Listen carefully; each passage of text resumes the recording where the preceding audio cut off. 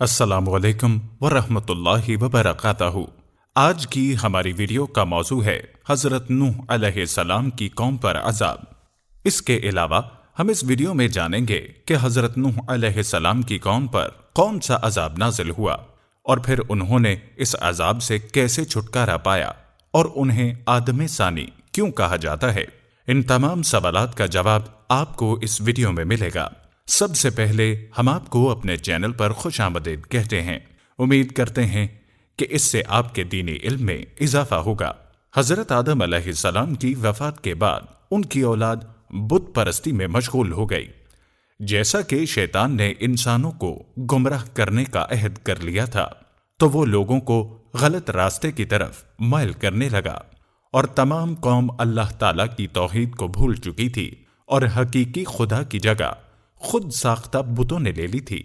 آخر سنت اللہ کے مطابق ان کی رشد و ہدایت کے لیے انہی میں سے ایک ہادی اور اللہ کے سچے رسول حضرت نوح علیہ السلام کو مبعوث کیا گیا۔ حضرت نوح علیہ السلام اللہ تعالیٰ کے پہلے رسول ہیں۔ اللہ تبارک و تعالیٰ نے جب حضرت نوح علیہ السلام کو منصب رسالت سے نوازا، اس وقت بت پرستی مذہب کی شکل اختیار کر کے قوم کی رگوں میں رچ بس چکی تھی۔ آپ نے قوم کو عبادت الہیہ کی دعوت دی اور فرمایا، اللہ وحدہ لا شریک کے سوا کسی کی عبادت نہ کرو۔ بت، تصویریں اور سرکشوں کو پوجنا شرک ہے۔ ان کو چھوڑ کر رب العالمین کی وحدانیت کا اعتراف کر کے اسی کے حضور سجدہ کرو اور اس کے سوا نہ کوئی معبود ہے اور نہ کوئی پالنے والا ہے۔ لیکن اس کے باوجود ان کی قوم کی حضرت نوح علیہ السلام سے عداوت اور دشمنی اتنی پختہ ہو گئی کہ انہوں نے حضرت نوح علیہ السلام اور ان کے پیروکاروں کو جلا وطن کرنے اور زمین میں کاٹ دینے کی دھمکیاں بھی دیں۔ حضرت نوح علیہ السلام نے 1000 سال تک قوم کو ہدایت کا پیغام دیا، لیکن اس سب کا کوئی خاطر خواہ نتیجہ نہ نکلا۔ حضرت نوح علیہ السلام کی قوم کے سرداروں کا نظریہ تھا، آپ کے پیروکار بہت ہی بے بس ہیں، ان میں غور و فکر کا عنصر موجود ہی نہیں۔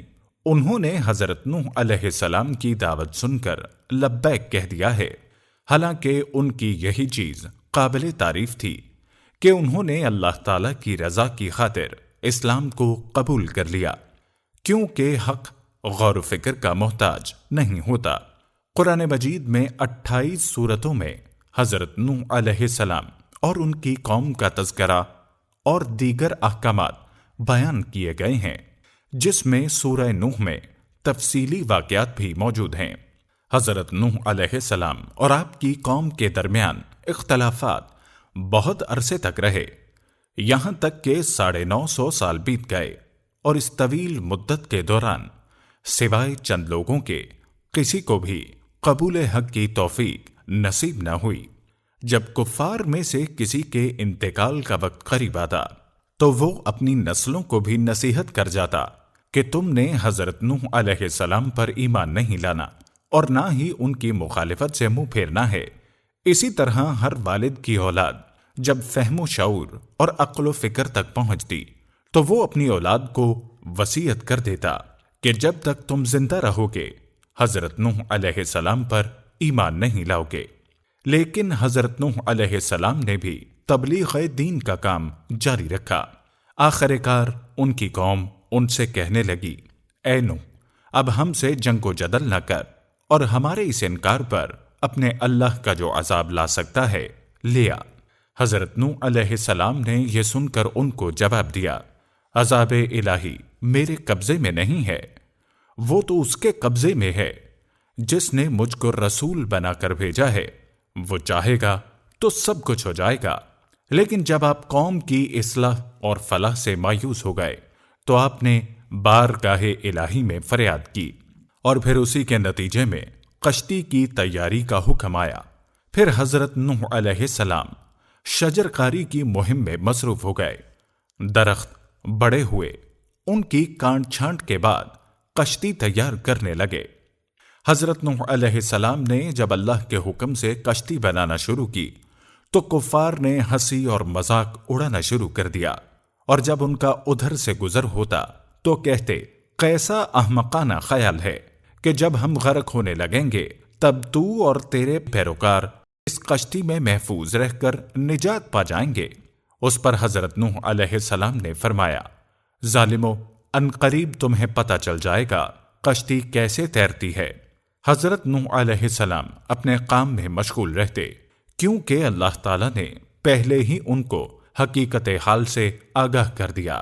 آخر کار سفینہ نوح بن کر تیار ہو گیا۔ عذاب نازل ہونے سے قبل ہی اللہ تعالیٰ نے حکم فرمایا کشتی میں حیوانات میں سے اور حلال جانوروں میں سے ایک جوڑا اور دیگر اشیاء کشتی پر سوار کر لو تاکہ ان کی نسل باقی رہے، اور ان کے ساتھ اپنے اہل خانہ کو بھی سوار کر لو سوائے ان لوگوں کے جنہوں نے کفر کیا، کیونکہ اب ان لوگوں پر عذاب آ کر رہے گا۔ حضرت نوح علیہ السلام کی کشتی 1200 گز لمبی اور 600 گز چوڑی تھی۔ کشتی کے 3 حصے تھے، بالائی حصے پر پرندے، درمیانی میں انسان اور نچلے حصے میں وحشی جانور اور دیگر جانور تھے۔ پھر حضرت نوح علیہ السلام نے اللہ تعالیٰ کے حکم سے ہر جوڑے کو کشتی میں سوار کر لیا، لیکن آپ کے ساتھیوں نے عرض کی ہمارے ساتھ تو شیر بھی ہے، شیر کی موجودگی ہمارے لیے اور دوسرے جانوروں کے لیے امن و سکون کا باعث کیسے ہوگی؟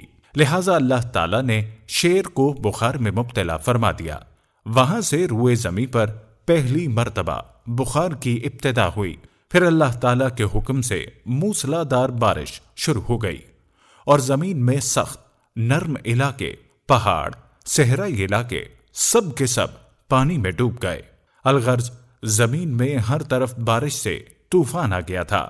اسی اثنا میں نوح علیہ السلام نے اپنے بیٹے کو پکارا کہ تم بھی میرے ساتھ سوار ہو جاؤ اور کافروں کے ساتھ نہ ہو، لیکن اس نے کہا میں پہاڑ کی چوٹی پر پناہ لے لوں گا، وہ مجھے پانی سے بچا لے گا۔ لیکن پانی کی شدت اتنی تھی کہ وہ اسے اپنے ساتھ بہا کر لے گیا۔ اس نے اپنے والد غرامی کے پیغام ہدایت کو ٹھکرایا اور ان کی مخالفت کی، سو وہ ہلاک ہو گیا۔ لیکن تقدیر اسے اہل ایمان کے قافلے سے نکال لائی اور وہ کفر و شرک کے سپوتوں سمیت غرق ہو گیا۔ پیارے دوستو، اس بات سے ہمیں یہ سبق بھی ملتا ہے کہ ہمیں کبھی بھی اپنے والدین کی نافرمانی نہیں کرنی چاہیے، اور یہاں سے ہمیں بری صحبت کے نتائج کا بھی پتہ چلتا ہے۔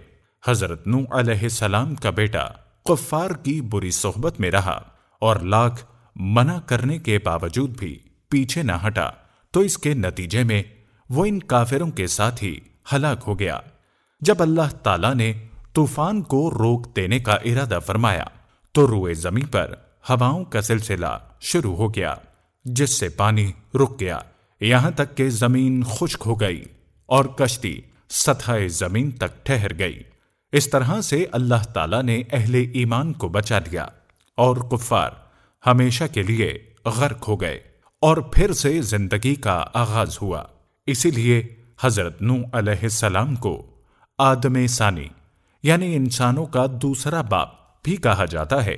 تاریخ کا یہ واقعہ اہل عقل و شعور کو فراموش نہیں کرنا چاہیے کہ آج سے ہزاروں سال قبل ایک قوم نے اللہ کی نافرمانی پر اصرار کیا اور اس کے بھیجے ہوئے ہادی حضرت نوح علیہ السلام کے رشد و ہدایت کے پیغام کو جھٹلایا اور قبول کرنے سے انکار کر دیا، تو اللہ تعالیٰ نے اپنی قدرت کا مظاہرہ کیا اور ان سرکشوں کو غرق کر دیا۔ جب اللہ تعالیٰ نبی اور پیغمبر کی نافرمانی کی وجہ سے کسی قوم پر نازل فرماتا ہے تو اپنے پیغمبر کو بذریعہ وحی اس کی اطلاع دے دی جاتی ہے اور ان کو یہ حکم دے دیا جاتا ہے کہ وہ خود اور اپنے پیروکاروں کو لے عذاب کی اس بستی سے باہر چلے جائیں۔ اس طرح مومنین اس عذاب کی زد سے محفوظ رہتے ہیں۔ ہم امید کرتے ہیں کہ آپ کو ہماری آج کی یہ ویڈیو پسند آئی ہوگی۔ اگر ویڈیو اچھی لگی تو لائک، کمنٹ اور شیئر کیجیے گا اور چینل کو سبسکرائب کیجیے گا۔ اللہ تعالی ہم سب کا حامی و ناصر ہو، آمین۔